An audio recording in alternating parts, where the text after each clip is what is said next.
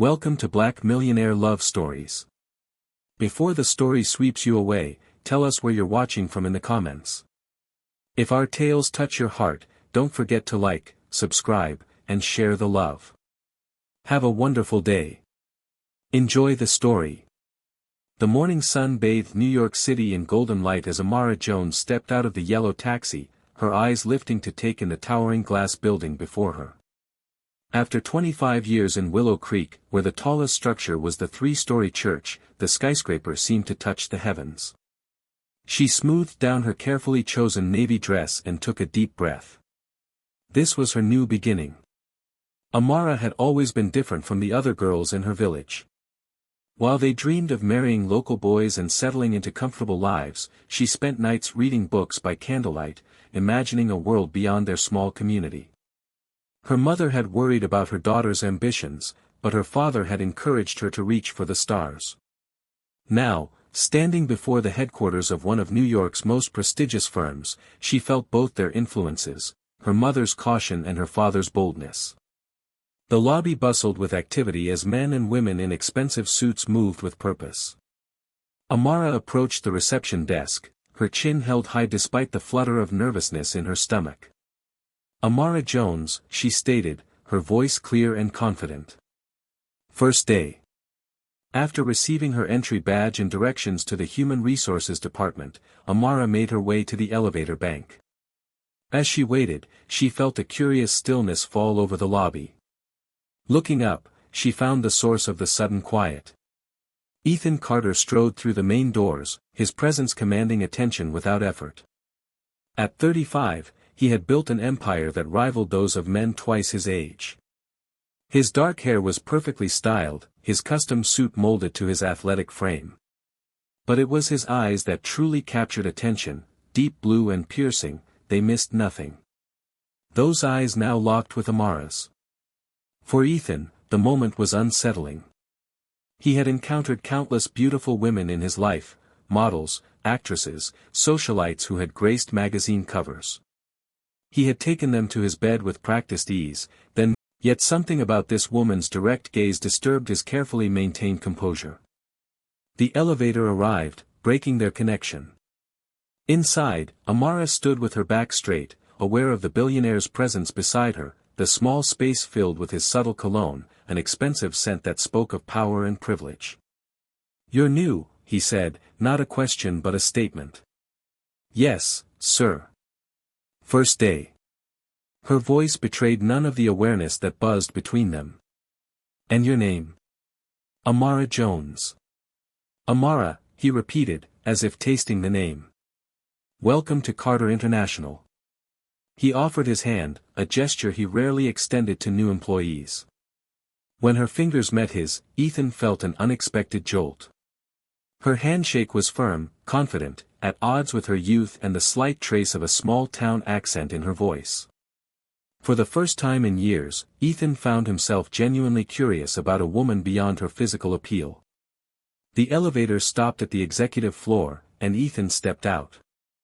"I hope you'll be happy here, Amara Jones," he said, his usual smooth charm feeling suddenly inadequate as the doors closed between them.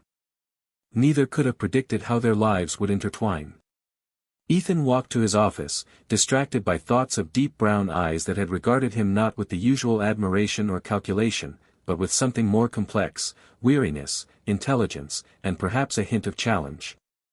By lunchtime, Ethan had discreetly requested Amara's employment file, Harvard graduate, top of her class, impressive references. Nothing in the paperwork explained the effect she had on him, the way her image lingered in his mind throughout meetings. From her desk in the marketing department, Amara worked diligently through her first-day orientation tasks. She had been warned about Ethan Carter by the woman who shared the neighboring cubicle. "The boss noticed you," the woman whispered, leaning over with wide eyes. "Be careful. He's gorgeous and rich, but he's left a trail of broken hearts throughout Manhattan." "I'm here to work, not date," Amara replied simply, turning back to her computer. But as the afternoon wore on, she found herself remembering the intensity of his gaze, the unexpected gentleness in his voice when he welcomed her. She shook her head to clear it. She had not come to New York to become another conquest for a man who collected beautiful women like trophies. She had come to build a career, to prove that a girl from Willow Creek could succeed in the big city. Yet when Ethan appeared in the marketing department later that day, ostensibly to welcome the new team members but his attention clearly focused on her, Amara felt a treacherous warmth bloom in her chest. She answered his questions politely but briefly, maintaining a professional distance. Where other women might have flirted or fawned, she remained composed. As Ethan walked away, he felt something he had not experienced since his youth, the sting of rejection, however subtle. The sensation, rather than deterring him, only heightened his interest.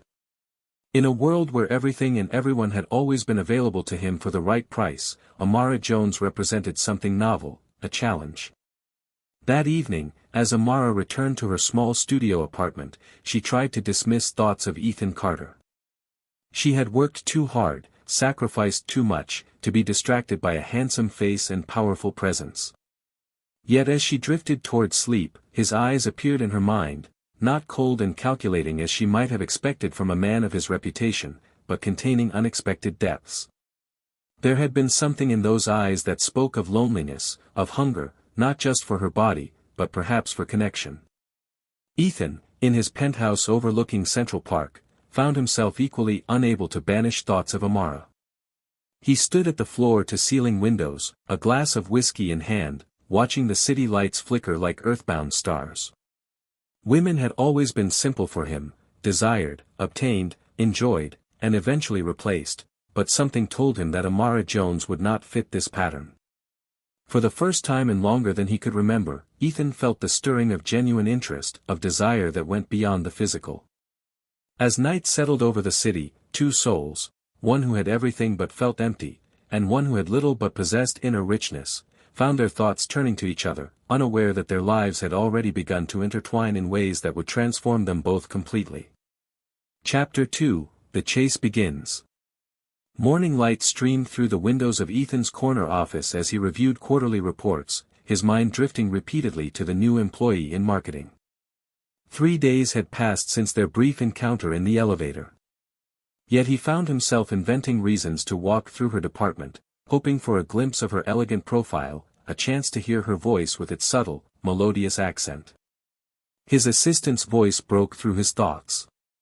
"The design team is waiting in the conference room." Ethan nodded, gathering his papers with uncharacteristic distraction. Throughout the presentation, he maintained a facade of attention while his mind continued to circle around Amara Jones.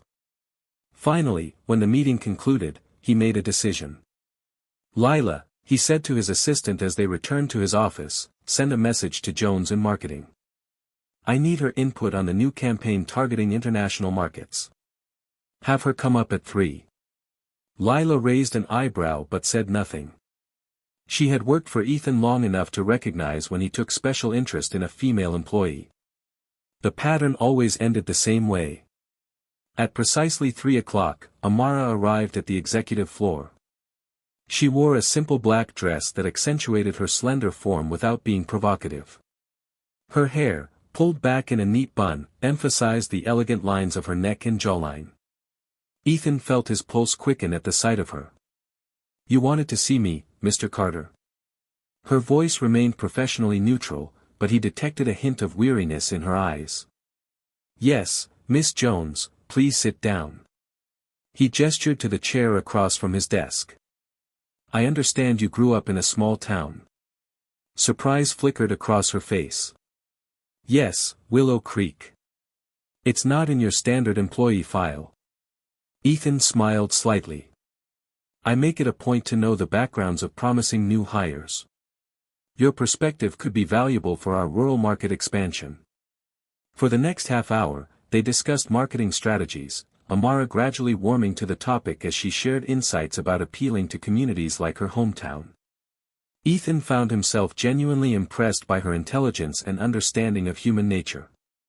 When she spoke of the values and concerns of small-town residents, her passion illuminated her face, making her beauty even more striking.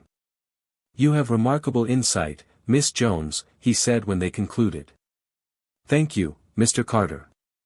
Will that be all?" Ethan hesitated, then decided to take a risk. Actually, I'm hosting a charity gala this weekend for rural education initiatives. Your perspective would be valuable. Would you consider attending as my guest? The invitation hung between them. Amara's eyes narrowed slightly as she assessed his intentions. This would be a professional engagement, she asked carefully. Of course, Ethan replied, though the heart suggested otherwise. After a moment's consideration, Amara nodded. I'll attend. Thank you for the opportunity. As she turned to leave, Ethan found himself watching the graceful way she moved, the proud set of her shoulders. This was not a woman easily impressed by wealth or power. For the first time in years, he felt the exhilarating challenge of genuine pursuit. Throughout the following days, Ethan orchestrated further, accidental, encounters. He appeared in the company cafeteria during her lunch hour, joining her table with casual questions about her adjustment to city life.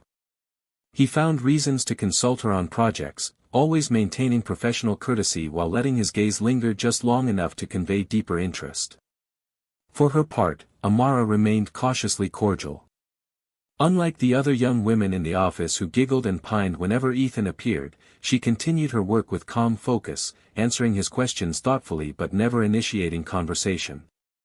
Yet she could not deny the flutter in her stomach when he entered a room, the warmth that spread through her when their fingers accidentally brushed during an exchange of documents. Saturday evening arrived, and Amara prepared for the charity gala with care. She had purchased a simple but elegant emerald dress that brought out the golden undertones in her skin. As she applied a touch of mascara to her already long lashes, she reminded herself sternly of Ethan's reputation. This was a professional opportunity, nothing more. The knock at her door came precisely at 8. When she opened it, Ethan stood in the hallway, resplendent in a perfectly tailored tuxedo. For a moment, neither spoke. Ethan had expected her to look beautiful, but the vision before him stole his practiced words. The emerald dress hugged her curves modestly but effectively, and she had left her hair loose, the dark waves cascading past her shoulders. You look, he began, then stopped, searching for words that wouldn't sound like his usual flattery. Thank you, Amara replied, saving him from his unusual speechlessness. Shall we go? In the limousine, they spoke of neutral topics, the charity's work, the recent changes in the company's structure. Yet beneath the polite conversation ran an undercurrent of awareness, of possibilities unspoken. At the gala, heads turned as they entered. Amara felt the curious stares, heard the whispers. Ethan Carter never brought the same woman twice, and he certainly never brought an unknown employee from the marketing department. His hand at the small of her back felt possessive, protective, sending warmth through her body despite her determination to remain detached. Throughout the evening, Ethan remained attentive without being overbearing. He introduced her to influential people, always emphasizing her professional accomplishments rather than her beauty. He listened when she spoke, his eyes focused on her face with genuine interest. And when they danced, his touch remained respectful, though the tension between them built with each movement. As midnight approached, Ethan guided Amara to a quiet balcony overlooking the city. Stars glittered overhead, mirroring the lights below. In the distance, the Hudson River reflected the moon's glow. Thank you for coming tonight, Ethan said, his voice lower, more intimate than she had heard before. You added something special to the evening. Amara turned to face him, her expression serious. Why did you really invite me, Mr. Carter? The directness of her question caught him off guard. He was accustomed to women who played along with the dance of pretense, who knew the rules of temporary dalliance. Because you're different, he answered, surprising himself with his honesty. You see me, not just the name or the wealth. That's rare in my world. For a moment, vulnerability showed in his eyes, a glimpse of the man beneath the powerful facade. Amara felt a dangerous softening in her resolve. When he stepped closer, she did not retreat. His hand rose to touch her cheek with unexpected gentleness. I would like to kiss you, he whispered. The moment balanced on a knife's edge of possibility. Then Amara stepped back, creating distance between them. I'm not one of your conquests, Ethan, she said quietly, using his first name for the first time. I've heard the stories. I won't be another chapter in your collection of beautiful women who warm your bed for a week before you lose interest. Instead of the annoyance she expected, respect filled his eyes. What if I told you that I want more than that with you? Amara smiled sadly. I would say that men like you have been saying such things to women like me since the beginning of time. Words are easy, Ethan. Proving them is harder. As they returned to the limousine in silence, Ethan felt an unfamiliar emotion stirring within him. The evening had not ended as he had planned, yet he felt more intrigued than ever. Amara Jones had challenged him in ways no woman had dared before, and for the first time in his adult life, Ethan found himself wanting to prove himself worthy of a woman's trust, not merely worthy of her body. The chase had only begun. Monday morning arrived with a flurry of whispers as Amara walked through the marketing department. Conversations hushed as she passed, only to resume with increased intensity behind her. By mid-morning, her colleague Nadia slipped into the chair beside her desk, eyes wide with curiosity. Is it true? Nadia whispered, leaning close. Did you really attend the charity gala with Ethan Carter? Amara continued typing, her expression neutral. It was a professional event. Mr. Carter wanted input on rural market perspectives. Nadia's disbelieving laugh drew glances from nearby cubicles. Honey, Ethan Carter doesn't invite women to events for professional input. He invites them because he wants them in his bed. A blush crept up Amara's neck despite her determination to remain composed. Well, that's not why I went. Listen, Nadia's voice dropped lower, her expression shifting from amusement to concern. I've been here 3 years. I've seen his pattern. Ethan is charming, generous, attentive, until he gets what he wants. Then he moves on, leaving heartbreak behind. Tara in accounting took a leave of absence after their fling ended. Lena from legal transferred to the Chicago office. Men like Ethan Carter don't fall in love. They play, and when they're done, they move on.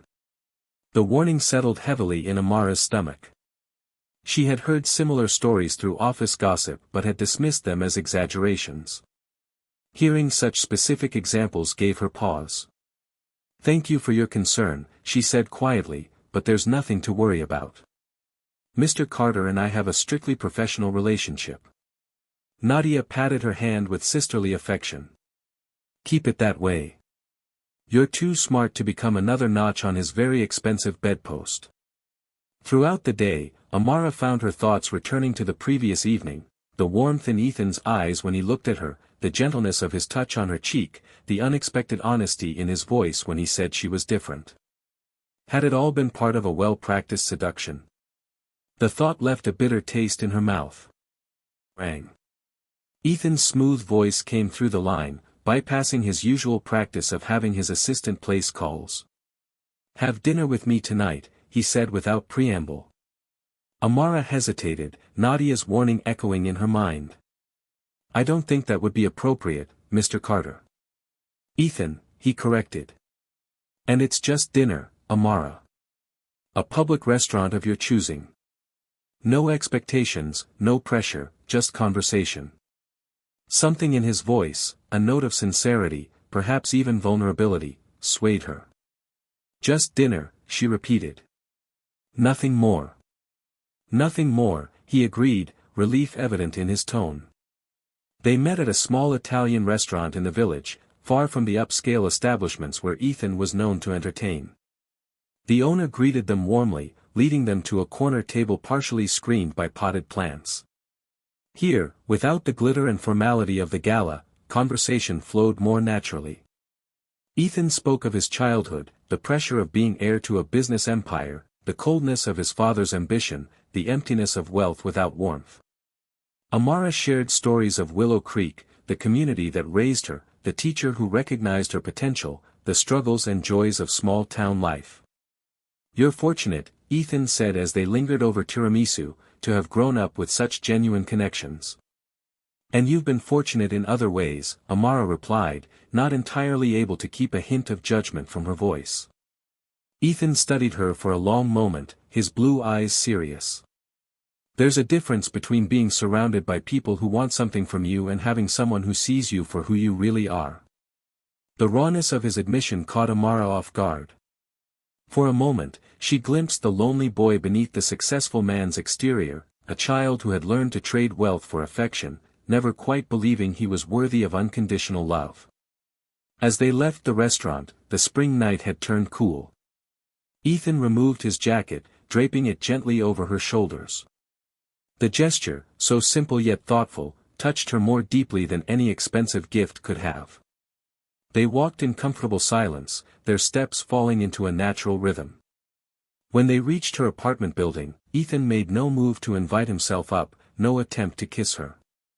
Instead, he took her hand, raising it to his lips in an old-fashioned gesture that seemed sincere rather than calculated. "Thank you for tonight," he said softly, "for seeing beyond the reputation, for listening." Amara felt her resolve weakening, drawn to the authenticity she sensed beneath his polished exterior. "Good night, Ethan." As she watched him walk away, Amara wondered if she was making a terrible mistake, allowing herself to care for a man known for his inability to form lasting connections. Yet she could not deny the growing warmth in her heart, the sense that with Ethan Carter, she was glimpsing something rare and genuine, a man in the process of discovering his capacity for real feeling. Over the following weeks, their relationship developed in unexpected ways. Ethan continued to find reasons to see her professionally, but their interactions took on new dimensions. He left books on her desk, not flashy gifts, but works he had genuinely enjoyed, complete with thoughtful notes about passages that had moved him. He remembered details from their conversations, asking follow-up questions days later that showed he had truly been listening. They began meeting for lunch in the small park near the office, sitting on benches among the spring flowers, discussing everything from company strategy to philosophy. Ethan seemed to treasure these simple moments as much as the exclusive events he occasionally invited her to attend. Gradually, Amara found the walls around her heart beginning to crumble. Though Nadia continued to warn her, though other women in the office watched with knowing smirks, she could not deny the evidence of her own experience. The Ethan she was coming to know seemed different from the playboy of reputation, more thoughtful, more vulnerable, more genuine in his attention. One evening, after a dinner where they had talked for hours, they walked along the riverfront. The city lights reflected in the dark water, creating a magical atmosphere.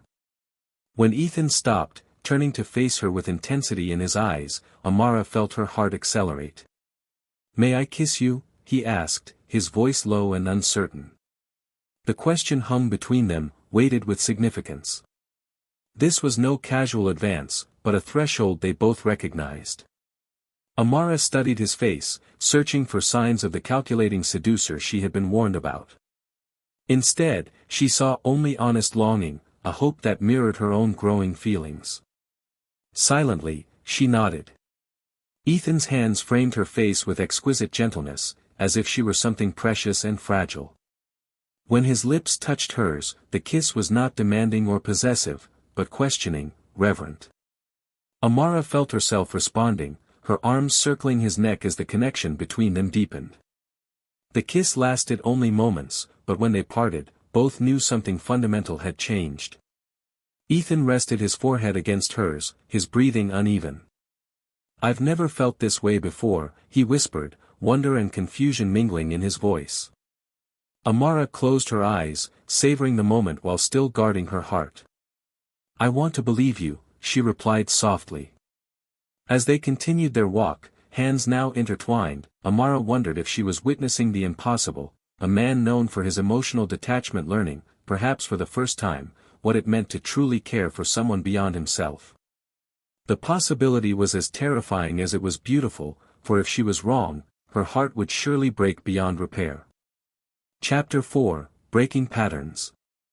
Summer settled over New York, bringing humid days and nights where the city never seemed to cool. As June turned to July, Ethan found himself experiencing the season with new eyes. He had always viewed summer as a time for yachts in the Hamptons, for parties with beautiful people who meant nothing to him. Now, he discovered simple pleasures, walking with Amara through Central Park at dusk, watching fireflies emerge as the light faded, sitting on her small balcony with glasses of lemonade, talking until stars appeared overhead, feeling the brush of her hand against his as they explored weekend markets. In the office, their relationship remained professional, though rumors continued to circulate. Ethan made a point of treating her like any other talented employee during working hours, recognizing that her independence and reputation mattered to her. But evenings and weekends belonged to them alone, time when facades could drop and genuine connection could grow. On a particularly warm Friday, Ethan's assistant entered his office with a meaningful look. "Miss Harper is here to see you. She doesn't have an appointment." Ethan tensed.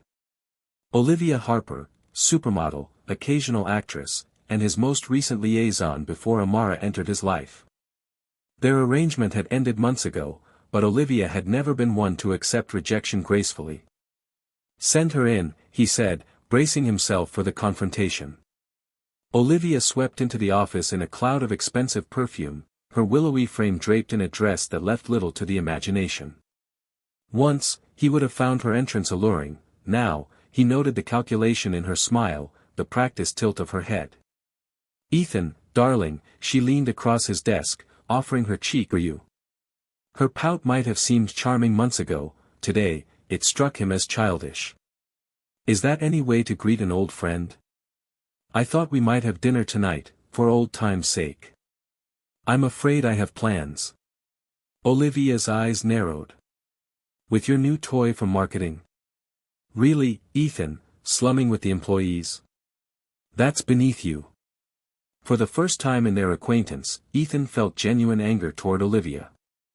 "Miss Jones is a Harvard graduate and one of our most promising employees, and my relationship with her is none of your business." "Relationship?"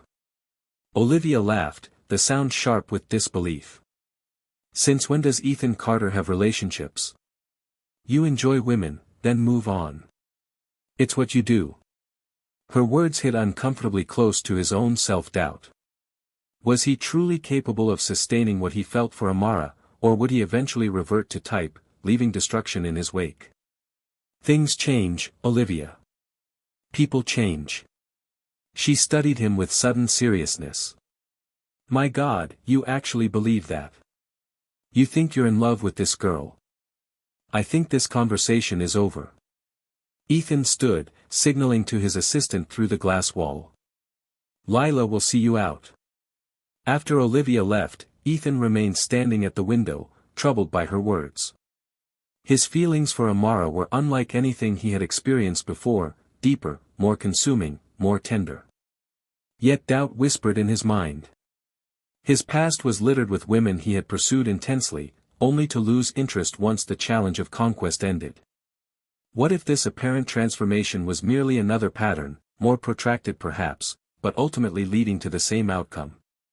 That evening, he arrived at Amara's apartment with these thoughts still troubling him. She had planned a simple dinner at home, her small kitchen filled with the aroma of her grandmother's jambalaya recipe. As he watched her move about the kitchen, laughing as she related a story about her day, something shifted in his heart. This, he realized, was what had been missing from his life, not passion or excitement, but intimacy, the quiet joy of shared moments. Later, as they sat on her small sofa, the remains of dinner cleared away, Ethan found himself speaking thoughts he had never voiced aloud. "I had a visit from Olivia Harper today," he said, watching Amara's expression carefully. "We were involved briefly before I met you." "I know who she is," Amara replied quietly. "Her face is on billboards throughout the city. She wanted to resume our arrangement." He took Amara's hand, relieved when she didn't pull away. "It made me realize something. The man I was with her, with all the others before her, I don't recognize him anymore. Being with you has changed me, Amara. Or perhaps it's more accurate to say it's revealed the person I could have been all along, if I'd had the courage." Amara's eyes, always perceptive, studied his face. "People don't change their nature easily, Ethan." "No, they don't," he agreed. But sometimes they discover their true nature was hidden beneath patterns they adopted for protection. He traced the delicate lines of her palm. My father taught me that emotion was weakness, that women were decorative diversions rather than equals. I learned his lessons too well. And now? Amara asked softly. Now I find myself afraid, he admitted, the confession costing him more than she could know, afraid that what I feel for you is so unfamiliar that I might ruin it somehow, afraid that you'll never fully trust the transformation you've inspired. Amara's free hand rose to touch his face, her fingers gentle against his cheek. Trust is built over time, through actions, not words. Show me who you really are, Ethan, day by day. That's all I ask. When he kissed her, the passion that had always simmered between them rose to engulf them both. Her arms wound around his neck, her body melting against his as the kiss deepened, became hungry, demanding. Ethan's hands skimmed her sides, learning the contours of her through the thin fabric of her dress. When she made a small sound of pleasure against his mouth, his control nearly shattered. With tremendous effort, he pulled back, breathing heavily. Amara's eyes were dark with desire, her lips slightly swollen from his kisses. Why did you stop? She whispered. Ethan rested his forehead against hers, struggling for composure. Because you deserve more than a rushed moment on your sofa. Because what's between us matters too much to hurry. Surprise, and something deeper, respect, perhaps even dawning love, filled her expression. She had expected the practiced moves of a seducer, not the restraint of a man prioritizing her feelings above his desire. This, more than any words, demonstrated the change in him. As July turned to August, Ethan continued breaking lifelong patterns. When his calendar showed a standing invitation to an exclusive Hamptons party, an event he had never missed in 10 years, he declined, choosing instead to help Amara volunteer at a literacy program in her old neighborhood. When his phone filled with messages from former flames, he deleted them without response. His attention focused entirely on the remarkable woman who had awakened his heart. For her birthday, rather than the diamonds or designer goods he might once have chosen, he gave her a first edition of Jane Austen's Pride and Prejudice, her favorite novel, with a note comparing their own journey to that of Elizabeth and Darcy. The thoughtfulness of the gift brought tears to her eyes, cementing the growing certainty in her heart that what they shared was genuine and rare. One weekend, he invited her to his beach house on the Connecticut shore, a modernist structure of glass and cedar perched on cliffs above the Atlantic. As they walked along the private beach at sunset, hands intertwined, Ethan realized with startling clarity that he had never before brought a woman to this place. It had always been his sanctuary, the one property he kept for himself rather than for entertaining. Yet having Amara here felt right, as if she belonged in every corner of his life. That night, as they sat on the deck watching moonlight silver the waves, Ethan recognized that the changes in him went beyond his relationship with Amara. He found himself less driven by acquisition, more interested in meaning. He had begun reviewing his company's policies, implementing changes that prioritized employee well-being over marginal profit increases. He had reconnected with his younger brother after years of competitive distance, small adjustments, perhaps, but significant in their cumulative effect. What are you thinking about? Amara asked, her head resting against his shoulder. Ethan smiled, stroking her hair. About how meeting you has changed everything. About how grateful I am for that day in the elevator when you looked at me as if I were just a man, not an empire. She tilted her face up to his, moonlight gilding her features. You were never just a man, Ethan. But you're becoming a better one. Their kiss beneath the stars felt like a promise, a glimpse of possibilities stretching before them. For the first time in his life, Ethan Carter found himself thinking of forever, of shared years and deep roots, of the kind of love that endured beyond passion's first blaze.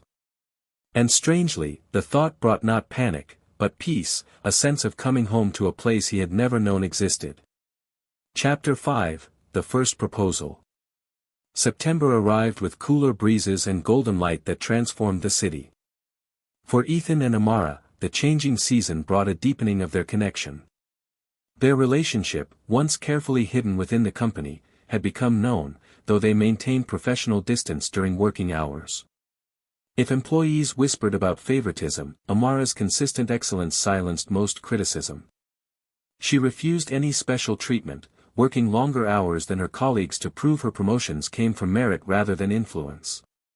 Ethan watched her determination with admiration, recognizing the strength of character that made her extraordinary. In private moments, he found himself imagining their future with increasing clarity, holidays shared, children with her eyes and spirit, growing old together in quiet companionship. Thoughts that would have terrified him months earlier now filled him with quiet joy. On the anniversary of their first dinner together, Ethan arranged a weekend away. "Pack for the beach," he told Amara, refusing to reveal their destination. His private jet carried them south to a small, exclusive resort in the Florida Keys, where a cottage stood alone on a stretch of pristine sand, waves lapping gently at the shore. "It's beautiful," Amara breathed as they stepped onto the porch overlooking the turquoise water. "Not as beautiful as you," Ethan replied, the words simple but sincere. They spent the day exploring, swimming in the crystal-clear water, walking along the shore collecting shells, reading together in the shade of palm trees. As sunset approached, Ethan grew quieter, a nervous energy evident in his movements. Amara noticed his distraction but said nothing, content to wait until he was ready. Secluded cove where he had arranged a private dinner on the beach. Lanterns hung from driftwood posts, casting warm light over a table set with fine china and crystal. A private chef served fresh seafood and tropical fruits, while a violinist played softly from a discreet distance. Under normal circumstances, Amara might have found the setting overly extravagant. Tonight, something in Ethan's expression, a mixture of hope and vulnerability, touched her deeply. They ate and talked as stars emerged overhead, the Milky Way spreading across the darkness in breathtaking clarity.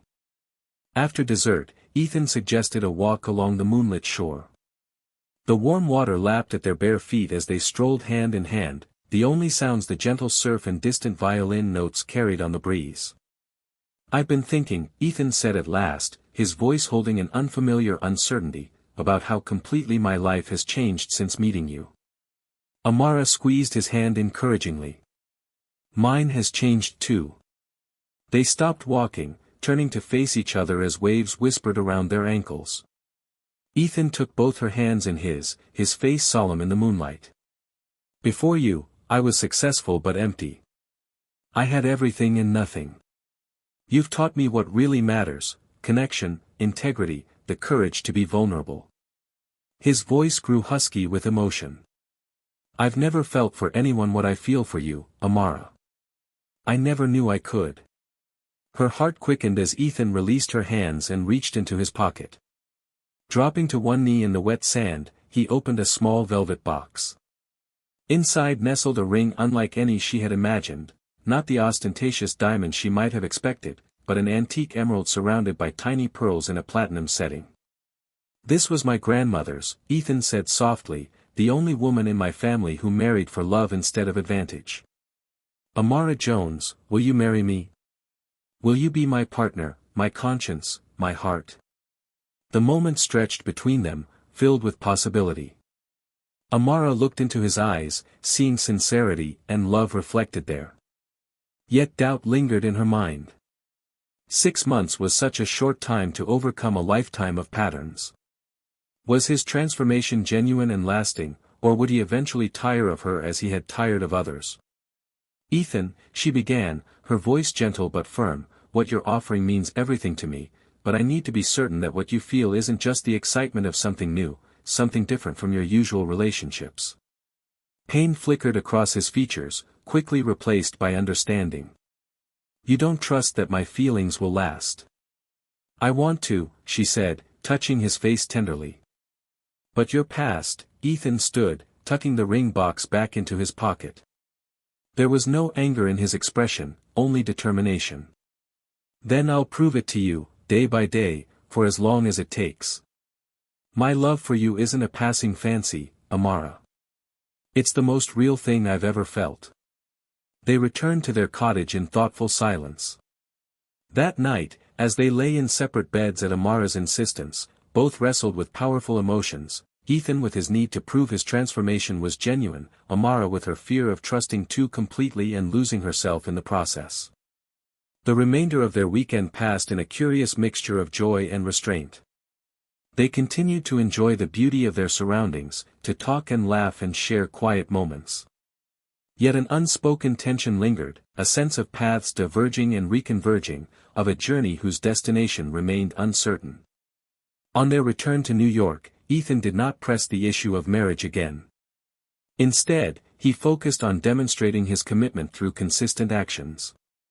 When his workaholic tendencies threatened to resurface during a company crisis, he made time for Amara despite his exhaustion. When opportunities arose to return to his former lifestyle, exclusive parties where beautiful women would gladly welcome his attention, he declined without hesitation. Amara watched these choices with growing hope, yet lingering caution.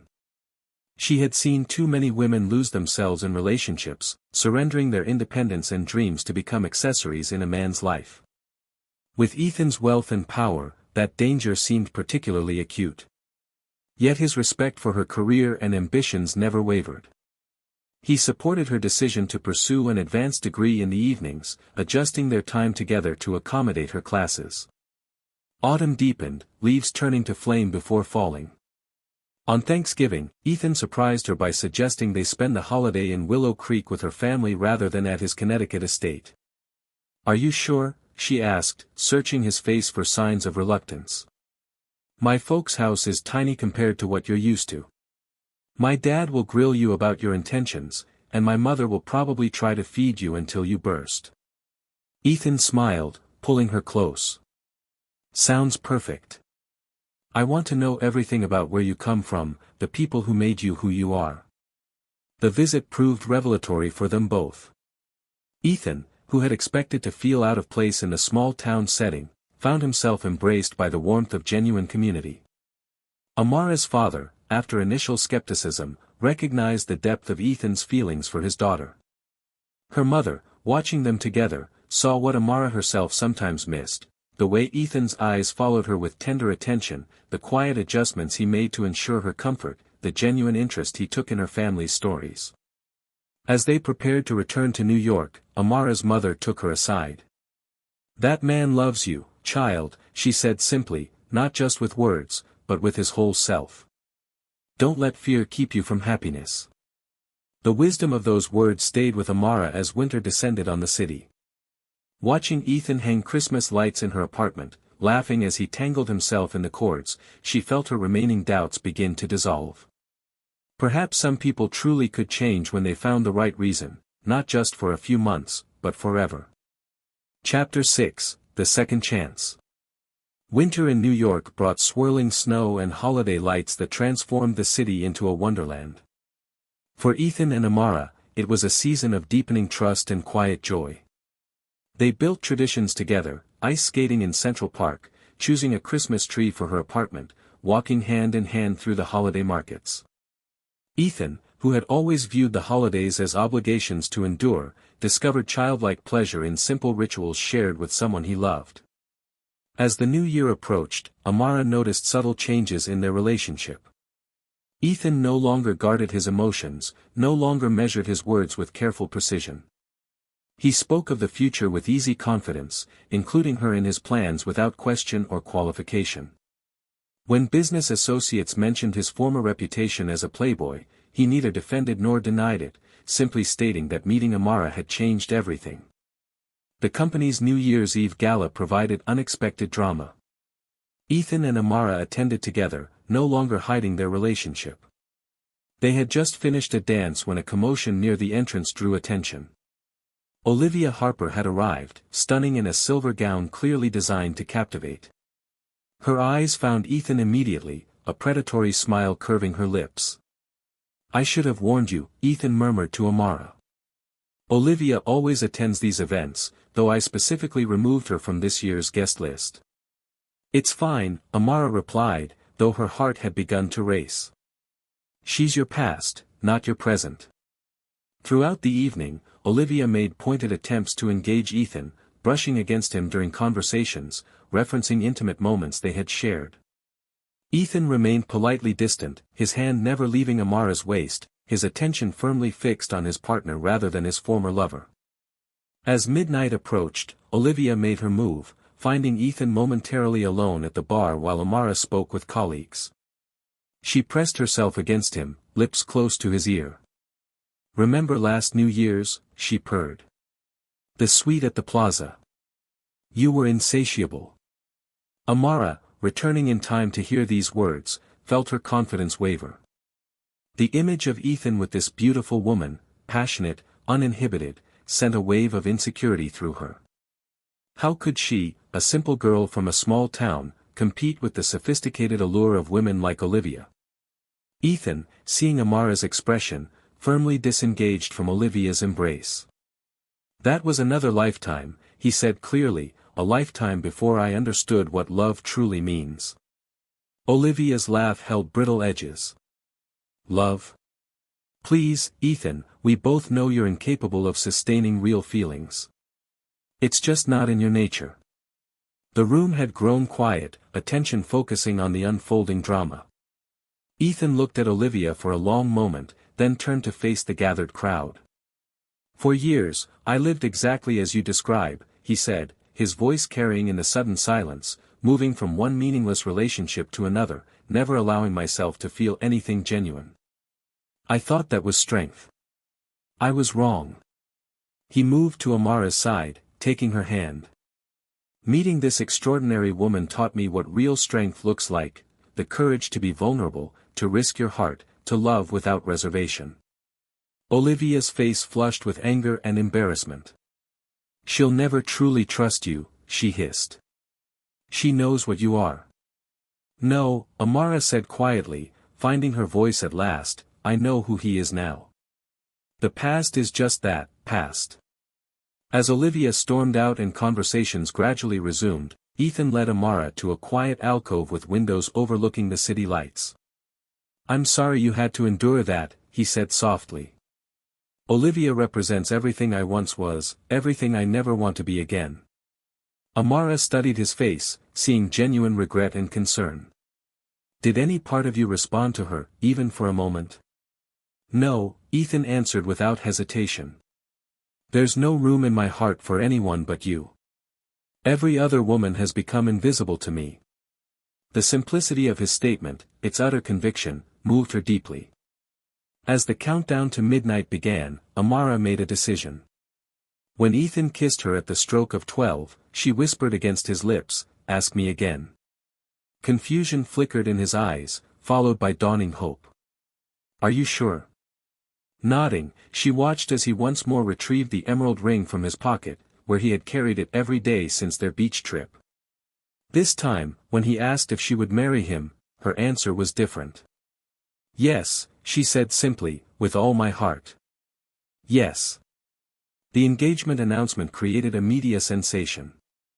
Ethan Carter, New York's most confirmed bachelor, committing to marriage shocked society circles. Tabloids speculated about prenuptial agreements and the likelihood of the relationship lasting beyond the honeymoon. Business associates questioned whether marriage would affect Ethan's famous focus and drive. Through the storm of publicity and opinion, Ethan and Amara remained centered in their private truth. They began planning a spring wedding, small and intimate, rather than the elaborate society event expected of someone in Ethan's position. When his mother expressed outrage at the modest plans, suggesting a guest list of 500 essential contacts, Ethan gently but firmly declined. "This wedding is about our commitment," he told her, "not business connections or social standing." The planning brought unexpected tensions. Ethan's world of privilege and power sometimes clashed with Amara's simpler values. When he suggested flying her entire hometown to the ceremony at his expense, she resisted, concerned about the appearance of ostentation. When she proposed making their own centerpieces, he worried that she was compromising to accommodate his wealth. One evening, after a particularly difficult discussion about whether to accept his parents' offer of a honeymoon villa in the south of France, Ethan paused, taking Amara's hands in his. "What are we really arguing about?" he asked quietly. "It's not centerpieces or honeymoon locations." Amara sighed, recognizing the truth in his observation. I'm afraid of losing myself in your world, she admitted, of becoming just an extension of Ethan Carter, billionaire, rather than my own person. And I'm afraid of not giving you everything you deserve, he replied, of having you look back someday and regret choosing a life with me. The honesty of their exchange cleared the air, allowing them to find compromises that honored both their values. They decided on a ceremony that blended elements from both their worlds, elegant but not ostentatious, meaningful rather than showy. More importantly, they established patterns of communication that would serve them well in marriage, learning to express fears and expectations openly rather than allowing misunderstandings to fester. February brought a new challenge. A rival company launched a hostile takeover attempt, requiring Ethan's full attention for weeks. He worked 18-hour days, coming home exhausted only to return to the office before dawn. Amara supported him without complaint, bringing meals to his office, massaging his shoulders when tension knotted them, listening patiently to his concerns in the brief moments they had together. But as the crisis extended from days into weeks, Ethan began to notice a growing distance in Amara's eyes. One night, returning home after midnight, he found her sitting in darkness, staring out at the city lights. "What's wrong?" he asked, kneeling beside her chair. "Nothing," she said automatically, then sighed. "No, that's not true. I'm feeling forgotten. I know your work is important, but it's like I've disappeared from your life." Ethan felt a chill of recognition. How many women had he neglected in exactly this way, allowing work to consume him until relationships withered from inattention? It was his old pattern re-emerging in a new context, threatening everything he valued most. "You're right," he said simply. "I've been taking you for granted, assuming you'll always be here regardless of how I behave. That stops now." The next morning, Ethan stunned his executive team by announcing he was stepping back from the crisis management. "I've trained all of you to handle exactly this situation," he told them. "I trust your abilities. I'll be available for consultation, but you'll lead the daily response." When he arrived at Amara's apartment that evening at 6 o'clock, a full bouquet of her favorite lilies in hand, her surprise was evident. "I thought you'd be at the office until midnight again." "Nothing is worth risking us," he said, gathering her into his arms. "Not a company, not a fortune, nothing. You are my priority, Amara. Always." That weekend, despite the ongoing business crisis, he took her to a small inn upstate, where they hiked through winter woods, talked for hours before a crackling fire, and reconnected without interruptions. It was, Amara realized, the clearest proof yet of his transformation.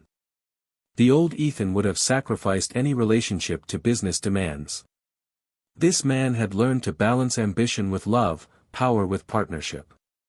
As spring approached and the takeover crisis resolved successfully, thanks largely to the team Ethan had trusted in his absence, wedding plans accelerated. The ceremony would take place in a historic garden in Brooklyn, with only 50 guests, family and close friends rather than business associates and society figures. 2 weeks before the wedding, Ethan suggested a quiet dinner at the Italian restaurant where they had shared their first real date. As they lingered over dessert, he took her hand across the table. "I've been thinking," he said, an echo of words spoken on a Florida beach months earlier, about what marriage means to us both, about promises beyond the traditional vows. Amara tilted her head, curious. "What kind of promises?"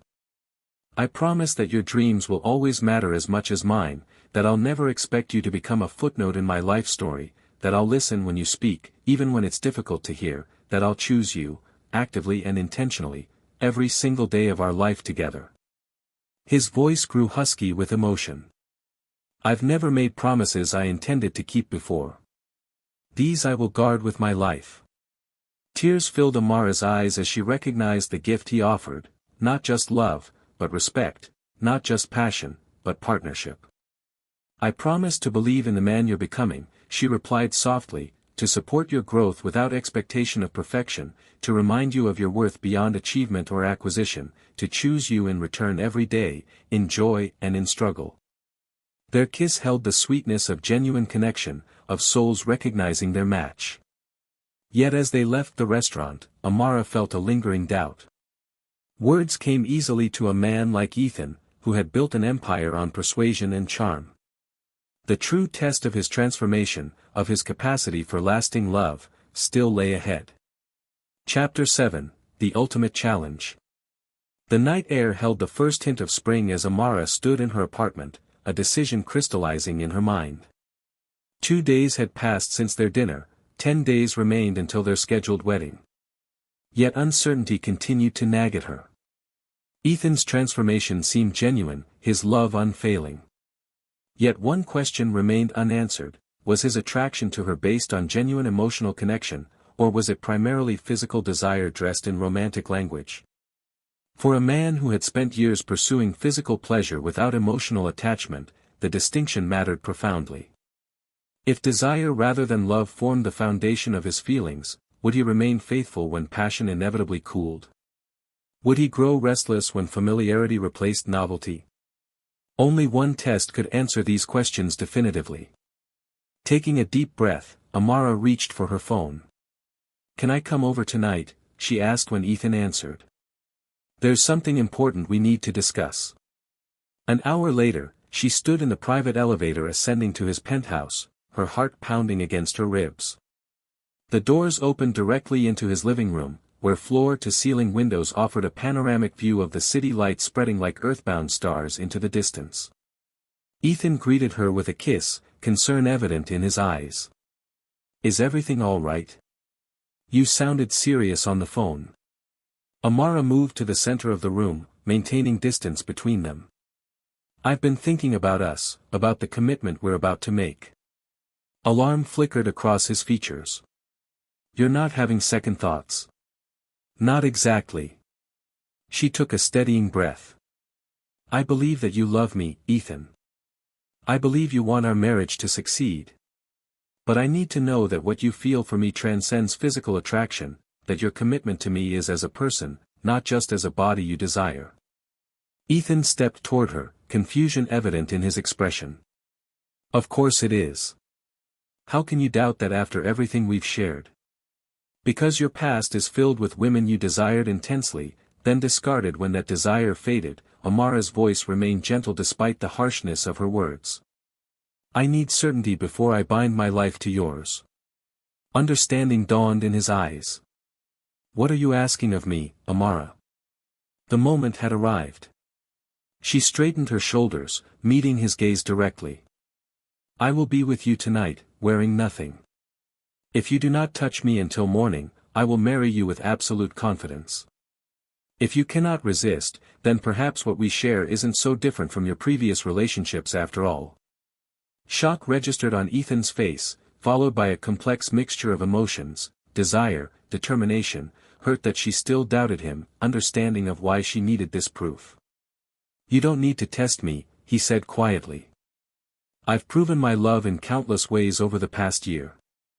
"This isn't just about proving something to me," Amara replied.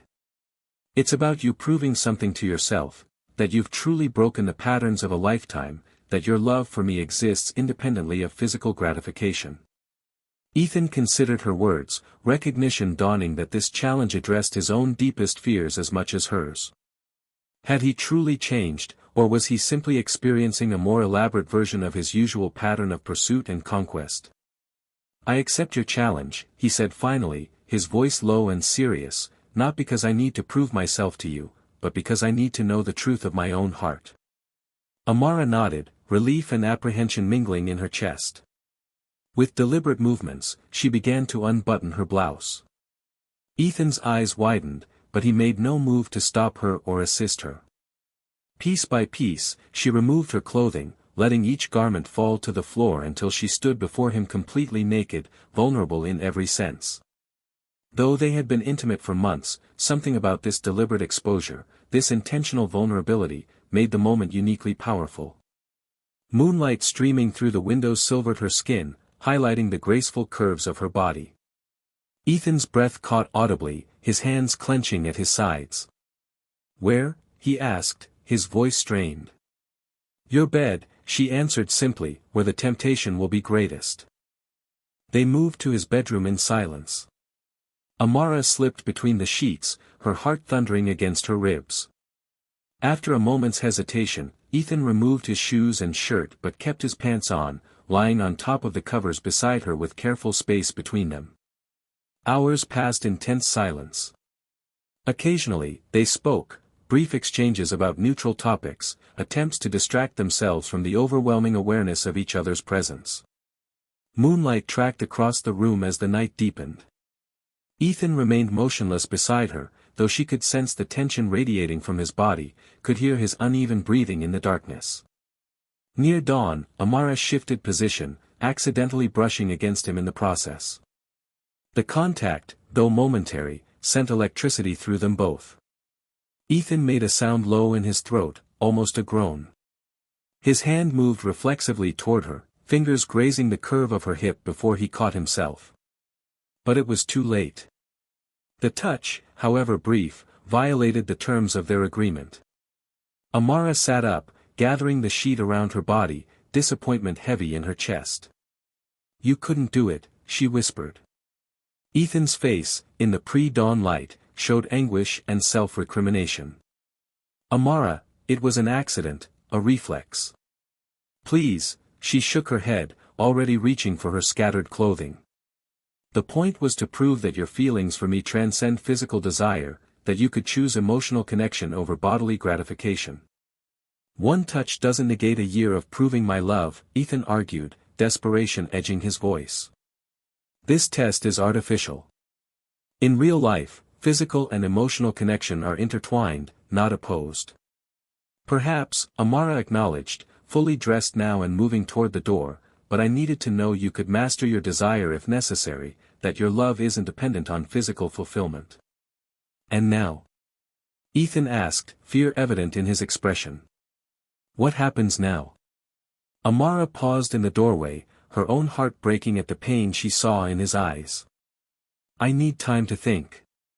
The wedding is in 10 days. I need to be certain before we take that step." As she left the penthouse, tears blurred her vision. She had hoped so desperately that Ethan would pass the test, proving beyond doubt that his transformation was complete.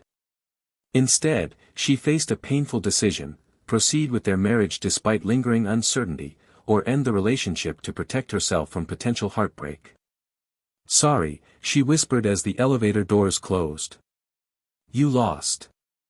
"Sorry," Amara whispered as she gathered her clothes from Ethan's floor. "You lost." The disappointment in her eyes cut deeper than any harsh words could have. She dressed quickly, her movements stiff with restraint, while Ethan remained on the bed, his failure hanging heavy between them.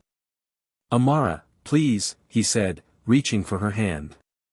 "It was just a moment of weakness.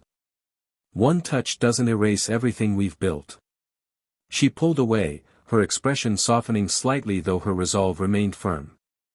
"I needed to know your feelings transcend physical desire, Ethan, that when tested, love would prove stronger than impulse." "It was," he insisted. "For hours, it was. Doesn't that count for anything?" Amara paused at the door, her silhouette outlined by the hallway light. "Almost isn't enough. Not when I'm considering forever." The quiet click of the door closing behind her echoed with finality. Ethan remained motionless, the magnitude of his loss overwhelming him.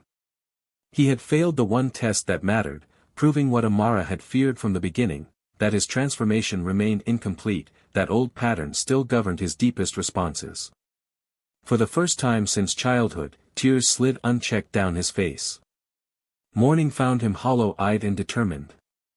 He would not accept this ending, would not surrender the most meaningful relationship of his life without fighting to prove his love was genuine, not with grand gestures or expensive gifts, those belonged to the man he had been, but with the man Amara had helped him become. That first day, he sent flowers with a simple note: "I understand your doubts.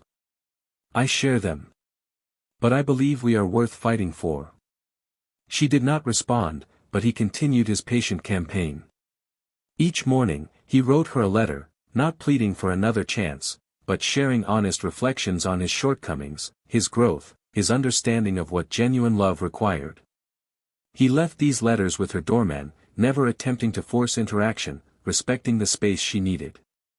Today I realized how my father's example shaped my relationships with women. One letter began. He treated my mother as an ornament, a possession rather than a partner. I learned from him that value came from control rather than connection. Unlearning those lessons has been the most difficult and necessary work of my life. Another day, he wrote, I attended a meeting with investors today. In the past, I would have dominated the conversation, measuring success by how completely my view prevailed. Today, I listened more than I spoke, seeking understanding rather than victory. This shift, from conquest to collaboration, began with you, with how you challenged me to see beyond my own perspective. Amara read each letter, her resolve weakening as she witnessed Ethan's genuine self-examination. Unlike his previous patterns of pursuit, these communications sought not to charm or entice, but to demonstrate authentic change, to share vulnerable truths rather than calculated appeals. The world of business provided unexpected perspective. A younger executive attempted to undermine her position during a presentation, interrupting with condescending corrections. Before she could respond, her department head intervened. Mr. Brooks, there's a difference between confidence and arrogance, the older woman said firmly. Miss Jones has demonstrated the former. You, unfortunately, exemplify the latter. Later, the department head explained her intervention. Men like that remind me of my ex-husband, believing their perspective is inherently superior, viewing relationships as competitions rather than collaborations. I married him believing he would change. He didn't. Some people can change, though, Amara suggested quietly. Perhaps, the older woman conceded, but only when they recognize their patterns and commit to transformation. Even then, it takes time and consistent effort. That evening, Amara reread Ethan's letters, recognizing the consistent effort evident in each one. Unlike her supervisor's ex-husband, Ethan had acknowledged his patterns, had committed to genuine change, had demonstrated growth through actions rather than promises. Weeks passed. Ethan maintained his daily letters but made no attempt to force interaction. When they accidentally encountered each other at a client meeting, he was respectful but not distant, acknowledging their connection without presuming upon it. Colleagues noted the change in him, a new thoughtfulness in his interactions, a genuine interest in others' perspectives, a humility previously absent from his demeanor. For weeks after the failed test, as autumn painted Central Park in russet and gold, Ethan sat on a bench overlooking the lake, composing his daily letter. A shadow fell across the page, causing him to look up. Amara stood before him, her expression guarded yet hopeful. May I? She asked, gesturing to the space beside him. Always, he answered simply, tucking away his unfinished letter. They sat in silence, watching leaves spiral down to float on the water's surface. Finally, Amara spoke. Your letters, they've shown me something important. Ethan waited, heart pounding, as she gathered her thoughts. When you failed the test, I thought it proved my worst fears, that your feelings were primarily physical, that your transformation was superficial. She turned to face him directly, but these weeks apart have shown me something different. Your patience, your respect for my boundaries, your willingness to examine your patterns without defensiveness, these suggest deeper change than a single moment of weakness could disprove. Hope flickered in Ethan's chest, though he cautioned himself against premature celebration. What are you saying, Amara? I'm saying I've been too absolute in my judgment. People aren't perfect, Ethan. We all have moments of weakness. What matters is how we respond to those moments, whether we learn and grow from them or return to comfortable patterns. She reached for his hand, the first contact between them in a month. Your response to failure has shown me more about your character than success ever could. Ethan intertwined his fingers with hers, savoring the simple connection. I've missed you, he said quietly, not just physically, but in every way, your perspective, your laugh, your challenge to my thinking. I've missed you too, she admitted, but I needed this time to be certain of myself as much as of you. A tentative smile touched his lips. And are you certain? Not completely, Amara answered honestly, but certain enough to believe we deserve another chance. As twilight descended over the park, they walked together, reconnecting through simple conversation, rebuilding the bridge between them. When they reached Amara's apartment building, Ethan did not presume an invitation upstairs. "Good night," he said, releasing her hand reluctantly. "Thank you for today." Amara studied his face, recognizing the restraint in his expression, the willingness to progress at her pace rather than pushing for immediate restoration. This patience, more than anything, convinced her of his genuine transformation. "Ethan," she said quietly, "I want to offer the test again." Surprise registered in his eyes, followed by determination. "When?" "Tonight." Her voice held calm certainty. "The same terms as before. I need to know if you've truly grown beyond impulse, if you can choose love over momentary desire." Understanding the significance of this second chance, Ethan nodded. "I accept, not to prove myself to you, though I desperately want to, but to prove to myself that I've truly changed." That night, as Amara once again stood naked before him in the soft lamplight of her bedroom, Ethan felt the same overwhelming desire as before. But something had shifted within him, a deeper awareness of choice, a clearer recognition that love transcended physical gratification, that true intimacy required mastery of impulse rather than surrender to it. As they lay side by side through the long night, not touching, yet achingly aware of each other's presence, Ethan discovered an unexpected truth: restraint itself could become a form of intimacy, mindful separation a path to deeper connection. The hours passed, not in frustrated yearning, but in peaceful certainty, in appreciation of Amara's trust in offering this second chance, in recognition of his own capacity for growth. Near dawn, when Amara shifted in her sleep, her arm brushing accidentally against his chest, Ethan remained perfectly still. The touch sent electricity through him, awoke renewed desire. Yet rather than reaching for her in response, he focused on his breathing, on the choice before him, on the deeper satisfaction of mastering impulse rather than being mastered by it. As first light filtered through the curtains, Amara awoke to find Ethan watching her, his eyes clear and peaceful despite the night's challenge. "You didn't touch me," she observed softly. "No," he confirmed, though every part of me wanted to. Pride and joy illuminated her face. "You passed." Ethan reached slowly toward her face, his hand hovering just above her cheek. "May I touch you now, not because I can't resist, but because I choose to express my love physically as well as emotionally?" Amara's smile was answer enough. "Yes."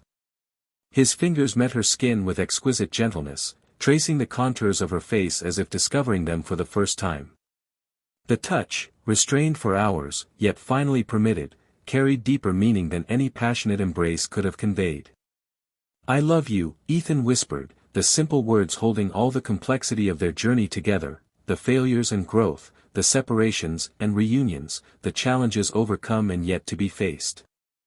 "I love you too," Amara replied, leaning into his touch, "enough to become your wife, if you'll still have me." Joy blazed across Ethan's features. "Is that a proposal, Amara Jones?" She laughed, the sound bright with happiness. "Consider it acceptance of yours, 6 weeks delayed." As morning strengthened around them, they held each other close, recognizing that the true test had never been about resistance to physical desire.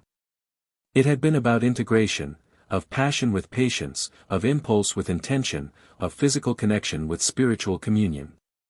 In that integration, they had found what both had sought throughout their journey together: love that encompassed all dimensions of their being while transcending simple categorization or control.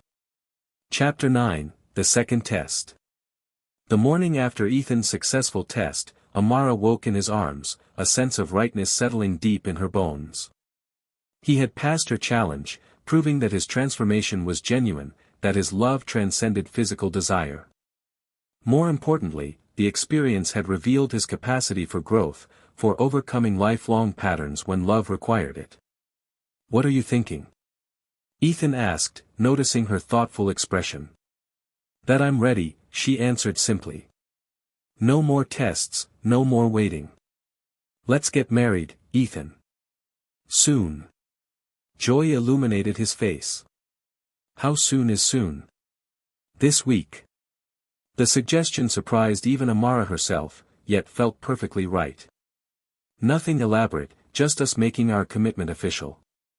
Ethan pulled her closer, kissing her forehead with tender reverence.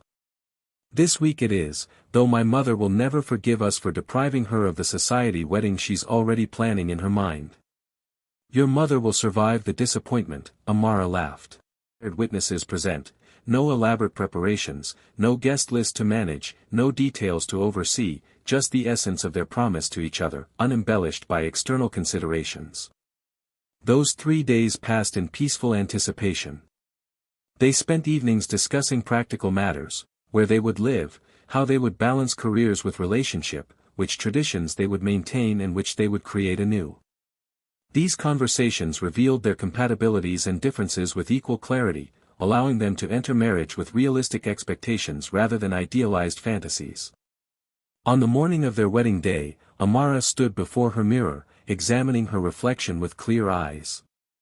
She wore a simple ivory dress that complemented her skin tone without ostentation, no elaborate veil, no trail of attendants, no anxious relatives adjusting every detail, simply a woman preparing to commit her life to the man she loved. Ethan arrived precisely at 10, wearing a charcoal suit that emphasized his lean strength without drawing attention from his natural grace. When Amara opened her door to his knock, both paused, taking in the significance of the moment.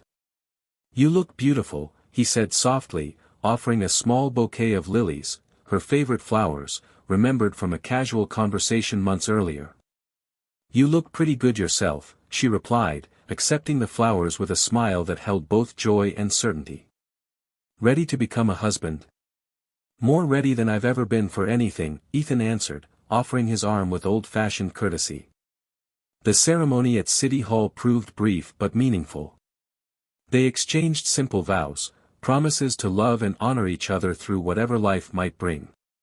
When the officiant pronounced them husband and wife, Ethan's kiss held reverence alongside passion, acknowledgement of the sacred nature of their commitment, celebration of the physical connection that formed one dimension of their bond. Outside, sunshine bathed the steps in golden light as they emerged as married partners, no rice throne, no elaborate reception awaiting, just the two of them beginning their shared journey with quiet joy. "Where to now, Mrs. Carter?" Ethan asked, his hand warm around hers. Amara raised an eyebrow at the traditional address. Still Amara Jones professionally, she reminded him with gentle firmness, but Mrs. Carter in my heart. He nodded, acceptance of this boundary, this maintenance of her independent identity alongside their union. The question remains, where shall we spend our first day as husband and wife? "Home," Amara answered simply. "Our home." They had decided to make Ethan's penthouse their residence, its space and light better suited to shared living than Amara's small apartment. Yet she had insisted on maintaining her own place for several months, a transitional assurance that her independence remained intact even as their lives intertwined. As the elevator ascended to the penthouse, anticipation built between them. Throughout their relationship, they had maintained physical boundaries, sometimes crossing them with passionate embraces, but never proceeding to full intimacy. Amara's test had required restraint, their values had suggested waiting. Now, as husband and wife, those boundaries dissolved, leaving only mutual desire and genuine love to guide them. The apartment welcomed them with afternoon light streaming through floor-to-ceiling windows, illuminating spaces soon to be filled with shared memories. Ethan turned to Amara, his expression a question rather than a presumption. "Would you like lunch? Champagne? Music?"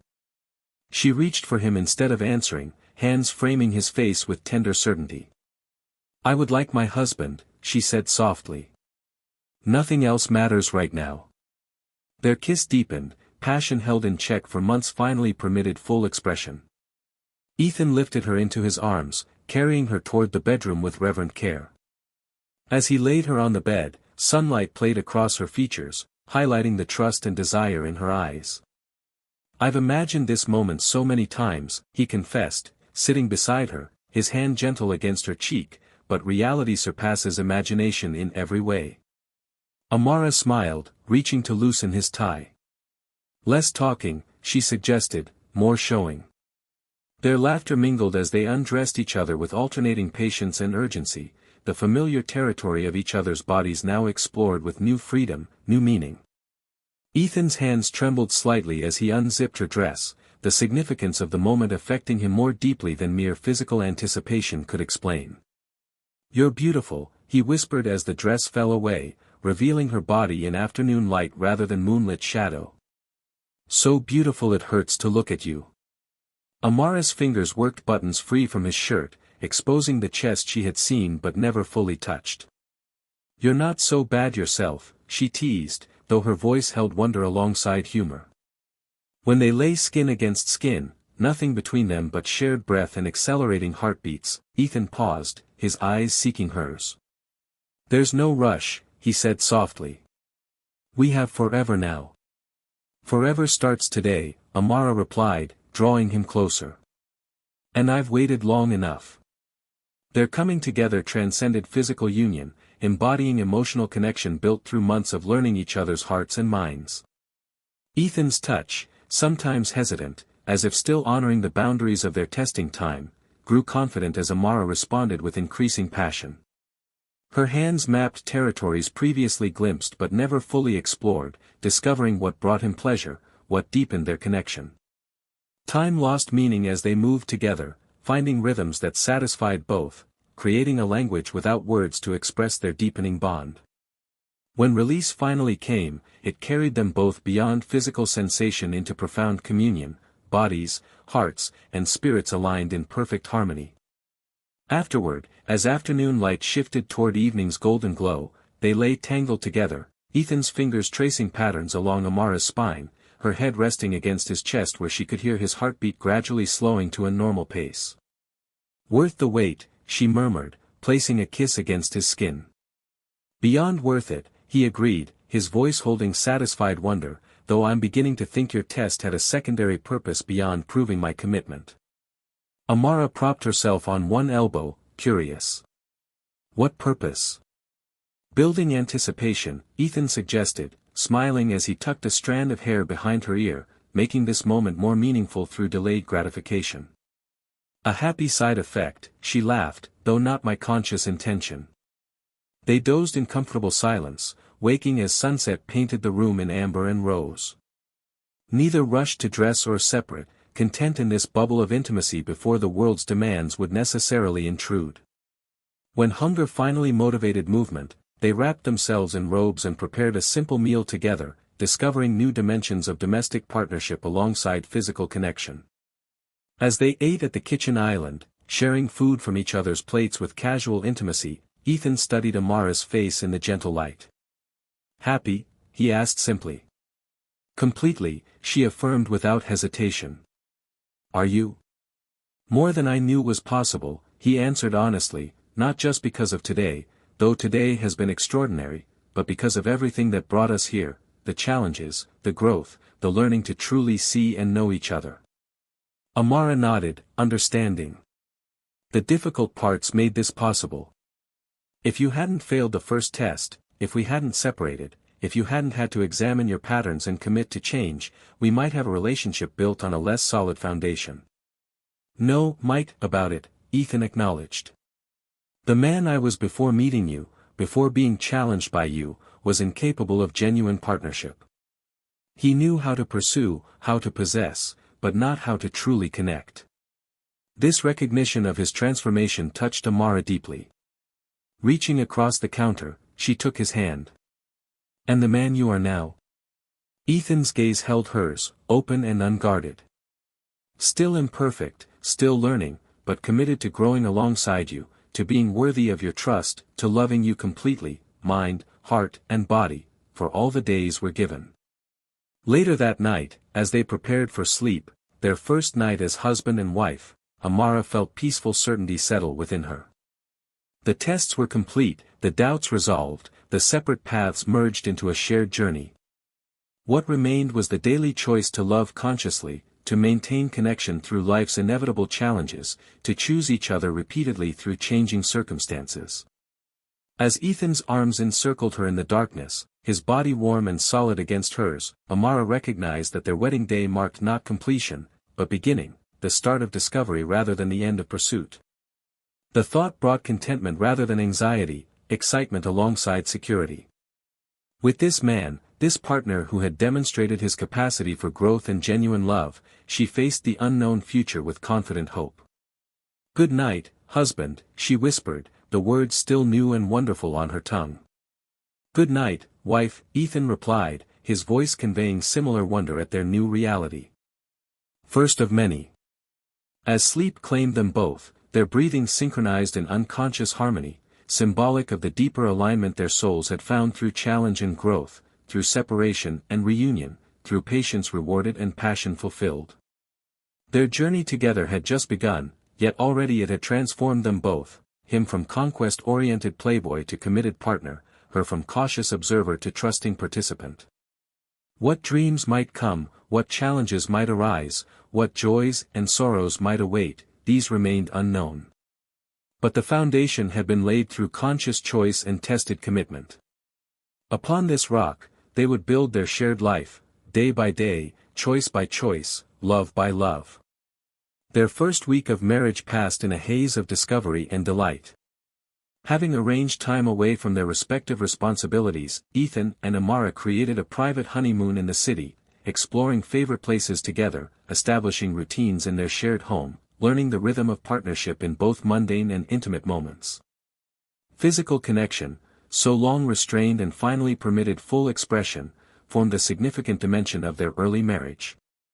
Each encounter brought new discovery, preferences unveiled, vulnerabilities shared, trust deepened through mutual pleasure. What began as passion enriched by anticipation evolved into intimacy enhanced by genuine knowing, each touch carrying meaning beyond sensation, each embrace communicating belonging beyond possession. On their 7th morning as husband and wife, Ethan woke to find Amara watching him, her expression thoughtful in the early light. "What are you thinking?" he asked, voice still rough with sleep. She smiled, tracing his jawline with gentle fingers. "That happiness feels different than I expected." "Different how?" "More ordinary," she explained. "Not constant excitement or overwhelming emotion, but this quiet certainty, this feeling of rightness. Even when we disagree or annoy each other, it's grounded in something solid." Ethan nodded, understanding, capturing her hand to press a kiss against her palm. "That's what surprised me too. All those years chasing excitement, when what really satisfies is this, genuine connection, being truly known and still cherished." They lay quietly together, morning light strengthening around them, neither rushing toward activity despite the day's responsibilities waiting beyond their bedroom door. This too represented transformation, Ethan's previous impatience with stillness replaced by appreciation for quiet moments, Amara's careful independence balanced by enjoyment of shared silence. Later that morning, as reality reasserted itself through ringing phones and waiting emails, they prepared to re-enter their professional worlds after their brief honeymoon. Ethan kissed Amara goodbye at the elevator, her briefcase in one hand, coffee in the other, every inch the capable executive despite the lingering softness in her eyes when she looked at him. "Dinner at 7, he confirmed, reluctant to release her even for these hours of necessary separation. 7, she agreed, stepping into the elevator. "Try not to buy any companies without consulting me first." He laughed, recognizing her gentle teasing about his former impulsive business decisions. "I'll restrain myself, though I make no promises about sending inappropriate texts during your budget meeting." Her smile, as the doors closed, contained both warning and anticipation. This playfulness, this ability to maintain lightness alongside depth, represented another dimension of their connection, the capacity to find joy in small moments, to create private language and shared humor that enriched their bond. The day passed in productive engagement with their separate responsibilities. Ethan found his business perspective shifted subtly by marriage, decisions now evaluated through the lens of shared future rather than individual achievement. When an opportunity arose to acquire a struggling competitor, exactly the type of aggressive move that had built his empire, he found himself considering implications beyond profit margins. Would the inevitable long hours required for integration reduce quality time with Amara? Would the stress of managing another transition affect their newly established patterns? The questions themselves revealed how completely his priorities had realigned around relationship rather than acquisition. For Amara, returning to work as a married woman brought curious reactions from colleagues. Some offered sincere congratulations, others veiled skepticism about her choice to marry the company's notorious former playboy. Nadia from marketing pulled her aside during lunch, concern evident in her expression. "You really went through with it," she observed, studying Amara's face for signs of regret or uncertainty, "after everything I told you about his reputation." "People change," Amara replied simply, "when they recognize patterns that no longer serve them, when they find sufficient motivation for growth, when they commit to becoming their better selves. Genuine transformation is possible." "I hope you're right," Nadia said, doubt still lingering in her voice. "For your sake." "I am," Amara answered with quiet confidence. "But even if difficulties arise, and they will in any marriage, we've built foundations strong enough to weather them. We've already faced challenges that tested our commitment and emerged stronger for having overcome them." That evening, reuniting at home, they shared stories from their day over dinner prepared together in the penthouse kitchen. As Ethan described his hesitation about the acquisition opportunity, his consideration of its impact on their relationship, Amara listened with appreciation for this tangible evidence of his transformed priorities. "You don't have to make business decisions based on our personal life," she assured him. "That's not partnership, that's limitation." Ethan considered her perspective while serving pasta into bowls. "It's not that simple, though. Before you, my entire identity was wrapped in acquisition and achievement. Work consumed everything. I don't want to return to that imbalance." "Balance doesn't mean avoiding opportunities," Amara pointed out. "It means including relationship alongside ambition rather than sacrificing either. If this acquisition makes business sense, pursue it. We'll navigate the temporary demands together." Her understanding freed rather than constrained him, offering support without imposing restriction. This too reflected their evolving partnership, the recognition that genuine connection enhanced rather than limited individual growth, that love at its best expanded rather than contracted possibilities. After dinner, they moved to the living room, settling on the sofa with comfortable familiarity. As Ethan absently stroked Amara's hair while she reviewed reports for an upcoming presentation, he marveled at how quickly they had established these domestic patterns, these quiet rhythms of shared space and parallel activities. "What would you think about having my parents over for dinner next weekend?" Amara asked, looking up from her work. "They're eager to see where we're living, to spend time with you outside the wedding context." The suggestion stirred momentary anxiety in Ethan. His relationship with his own parents remained formal and distant, family gatherings characterized by performance rather than genuine connection. Amara's family, with their warmth and straightforward affection, still represented unfamiliar territory. "Of course," he agreed despite his uncertainty. "I'd like that." Amara, perceptive as always, noted his hesitation. "They already love you," she assured him, "not because you're Ethan Carter, successful businessman, but because you make their daughter happy. That's all that matters to them." The simple acceptance implicit in her words touched something deep within him, the lingering child who had never felt unconditionally valued, who had learned to equate achievement with worthiness, who had built an empire partly to prove deserving of recognition his parents had withheld. "I'm still learning how real families work," he admitted quietly, "how people can care for each other without measuring worth through accomplishment or appearance." Amara set aside her work, turning to face him fully. "Then my family will be good teachers. They're not perfect, no family is, but they love without keeping score, support without demanding conformity, accept without requiring performance." That night, as they came together in the intimate darkness of their bedroom, Ethan found himself overwhelmed by unexpected emotion. Their physical connection, already profound, deepened further as vulnerability surfaced, not just bodies joining, but souls revealing hidden corners, unspoken needs, lingering wounds gradually healing through genuine acceptance. Afterward, as Amara slept peacefully beside him, Ethan watched the play of moonlight across her face, gratitude filling his chest until breathing seemed difficult. This woman had not only offered him her heart but had taught him how to offer his in return, completely, without reservation or calculation, with all the messiness and glory contained within. The playboy who had pursued countless beautiful women without ever being genuinely known by any of them had discovered that true satisfaction came not from variety, but from depth, not from conquest, but from communion.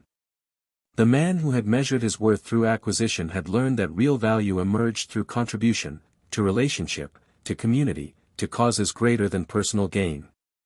As dawn approached, Ethan finally drifted toward sleep, Amara's body warm against his, their breathing synchronized in unconscious harmony.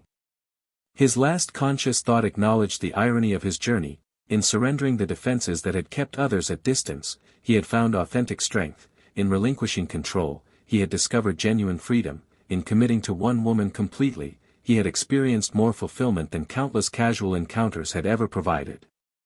Morning light found them tangled together, waking simultaneously as sunshine spilled across the bed. For a long moment, they simply gazed at each other, communication passing without words, appreciation, desire, commitment renewed with each day's beginning. "Good morning, husband," Amara murmured, the title still carrying wonder even as it became familiar. "Good morning, wife," Ethan replied, kissing her with tenderness that quickly deepened into something more urgent. "Shower together?" "To conserve water, of course." Her laugh, bright with happiness and knowing humor, filled the room as she pulled him toward the bathroom. "Your environmental concerns are admirable." Their shower extended well beyond water conservation needs, steam filling the large enclosure as passion found expression once more. The novelty of freedom after months of restraint had not diminished. If anything, physical intimacy deepened with each encounter, trust allowing greater vulnerability, familiarity enabling more complete fulfillment. Later, as they prepared for their day, Ethan reviewing emails while Amara dressed, he found himself pausing to watch her, struck anew by the miracle of their connection. Not just her beauty, though that remained breathtaking, but her essence, the intelligence in her eyes, the quiet confidence in her movements, the genuine goodness evident in how she approached each day. "I love you," he said simply, the words inadequate yet necessary. Amara looked up from fastening earrings, a smile conveying understanding of everything those simple words contained, gratitude for second chances, celebration of present joy, commitment to facing whatever future might bring together rather than separately. "I love you too," she replied, crossing to kiss him briefly before gathering her things to leave. "See you tonight." As the elevator doors closed between them, Ethan felt neither the panic of impending loss nor the relief of temporary freedom that had characterized his previous relationships. Instead, he experienced peaceful certainty that their separation was temporary, that reunion would come, that the cycle of parting and returning formed one dimension of the partnership they were building together. The man who had once feared commitment as imprisonment had discovered its liberating potential. The woman who had protected her heart from potential harm had found courage to risk vulnerability for authentic connection. Together, they had created something neither could have fashioned alone, a relationship that enhanced rather than diminished individuality, that celebrated rather than feared difference, that viewed challenges as opportunities for growth rather than threats to stability. Their story had no neat conclusion, no happily ever after that eliminated future struggles or growth. What they had built was not perfection, but possibility, the foundation for ongoing discovery, the framework for continued evolution both individually and together. Each day would bring choices about how to love consciously, how to maintain connection amid life's inevitable complexities, how to balance independence with partnership. Yet in the passion they had finally fulfilled, not just physically, but emotionally, intellectually, spiritually, lay certainty that the journey ahead, whatever its challenges, would be traveled together. Not because either lacked capacity to walk alone, but because they had discovered that paths shared held greater meaning, greater joy, greater possibility than solitary journeys ever could. In this discovery lay the ultimate transformation of Ethan Carter, former playboy, and Amara Jones, cautious dreamer. Two people who had begun as seeming opposites had revealed themselves as complementary souls, each providing what the other needed to become more fully themselves. Their love story, emerging from an unlikely beginning through challenge and growth toward genuine partnership, testified to possibility, the possibility that patterns could be broken, hearts could be healed, lives could be joined without sacrificing authentic selfhood. As they moved through their separate mornings toward inevitable reunion, both carried this certainty within them, not that perfection awaited, but that authentic love, tested and proven, would illuminate whatever path lay ahead, turning ordinary days into an extraordinary journey shared.